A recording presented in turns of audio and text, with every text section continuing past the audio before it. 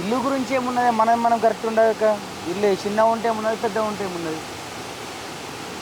నువ్వు పని చేయి, మన ఆఫీస్లో శేఖర్ అని ఉంటాడు. నేను శేఖర్తో మాట్లాడతా. First time Aadhaar card change చెప్పి వినబడుతుందా, రేషన్ కార్డు అప్లై చేయి. అది వచ్చినాక ఇందిరమ్మ ఇల్లు అప్లై చేద్దాం. ఇంటి పక్కకు రేకులు ఉన్నాయి కదా, అవి తీయించేసి ఇంటి పక్కకు అతుక్కొని ఇల్లు కట్టించేద్దాం.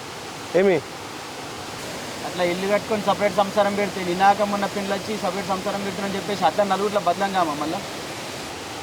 అరే నలుగురు మాట్లాడుతుందా? నలుగురు ఇంట్లోకి తిండి పెడుతుర్రా? నలుగురు ఎప్పుడు అంటూనే ఉంటారు, వాళ్ళకి పందికి లేదు. వాళ్ళ మాటలు పట్టుకొని వెళ్ళాడతానంటే నువ్వు మరి పెళ్లి చేసుకున్నప్పుడు అలా నలుగురు ఇప్పుడు గుర్తొచ్చురా నలుగురు నీకు?